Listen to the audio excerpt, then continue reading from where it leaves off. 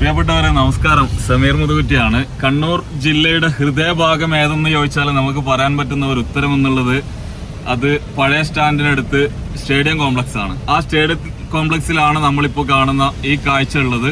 അതായത് നോ പാർക്കിങ്ങിന് തൊട്ട് താഴെയായിട്ട് വാഹനങ്ങൾ ഇങ്ങനെ നിരത്തി പാർക്ക് ചെയ്തിരിക്കുകയാണ്. അതും സാധാരണക്കാരുടെ വാഹനമല്ല.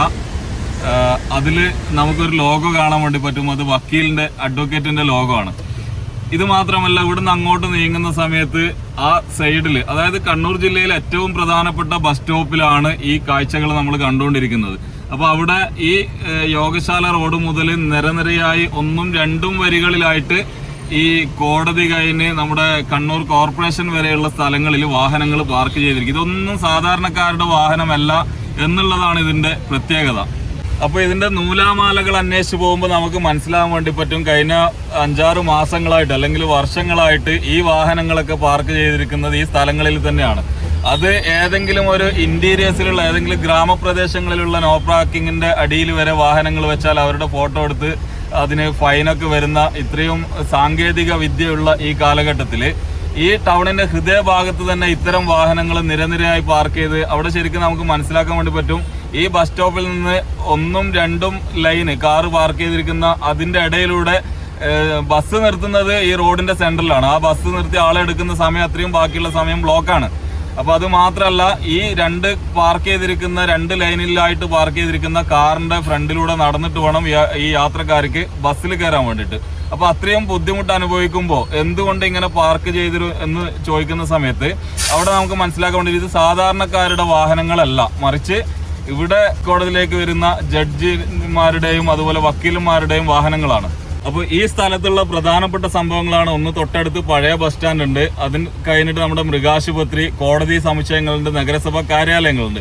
അപ്പോൾ അങ്ങനെയുള്ള ഒരുപാട് പ്രധാനപ്പെട്ട ഓഫീസുകൾ അടക്കം വർക്ക് ചെയ്യുന്ന ഈ സ്ഥലത്ത് എന്തുകൊണ്ട് ഇങ്ങനെ ഈ ഒരു വാഹനം പാർക്ക് ചെയ്യുന്നു എന്നുള്ളതാണ് നമ്മൾ ആലോചിക്കേണ്ടത്. അവിടെ നമുക്ക് കിട്ടുന്ന മറുപടി എന്നുള്ളത്, ഇത് ഒരിക്കലും നിയമവിരുദ്ധമല്ല, നിയമം അനുവദിച്ചുകൊണ്ടാണ് ഇവർ പാർക്ക് ചെയ്യുന്നത് എന്നുള്ളതാണ് ഇതിന്റെ വ്യത്യാസം. കാരണം നോ പാർക്കിങ്ങിന്റെ തൊട്ട് താഴെയായിട്ട് ഈ വക്കീലന്മാരുടെ ഒക്കെ വാഹനങ്ങൾ പാർക്ക് ചെയ്യാൻ വേണ്ടി നിയമം അനുവദിക്കുന്നുണ്ട് എന്നുള്ളതാണ് ഇതിന്റെ വസ്തുത. ഈ കോടതിയുടെ ഒക്കെ വർക്ക് നടക്കുന്നത് കൊണ്ട് തന്നെ അവിടെ അതിന്റെ അകത്ത് പാർക്ക് ചെയ്യാൻ പറ്റാത്ത സാഹചര്യം ഉണ്ടാവുകയും അതിന്റെ പുറത്ത് താൽക്കാലികമായിട്ട് പാർക്ക് ചെയ്യാൻ വേണ്ടിയിട്ട് വക്കീലന്മാർക്കും അതുപോലെ ജഡ്ജിക്കൊക്കെ അനുമതി ജില്ലാ ഭരണകൂടം കൊടുത്തു എന്നുള്ളതാണ് നമുക്ക് മനസ്സിലാക്കാൻ വേണ്ടി പറ്റിയത്.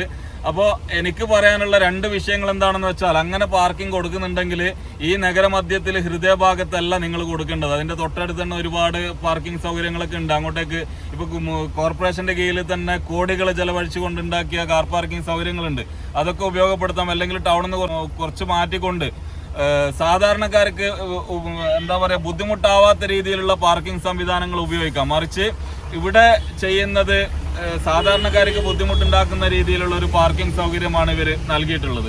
എനിക്ക് പറയാനുള്ള 2ാമത്തെ കാര്യം, ഇനി താൽക്കാലികമായിട്ട് നിങ്ങൾ കൊടുത്തതാണെങ്കിൽ ഇപ്പൊ ഏകദേശം 6 മാസം അല്ലെങ്കിൽ അതിൽ കൂടുതൽ 1 വർഷത്തിനൊക്കെ മേലെയായിട്ട് ഇവിടെ പാർക്ക് ചെയ്തുകൊണ്ടിരിക്കുകയാണ്. ഇത്തരം ബുദ്ധിമുട്ടുകൾ ജനങ്ങൾ അനുഭവിച്ചുകൊണ്ടിരിക്കുകയാണ്. അപ്പോ ഈ 1 വർഷമായിട്ടും താൽക്കാലിക സൗകര്യം മാറ്റാൻ വേണ്ടി പറ്റുന്നില്ലെങ്കിൽ അതിന് ഇത്രയും ജനങ്ങൾ ബുദ്ധിമുട്ട് അനുഭവിക്കേണ്ടതുണ്ടോ എന്നുള്ളതാണ്.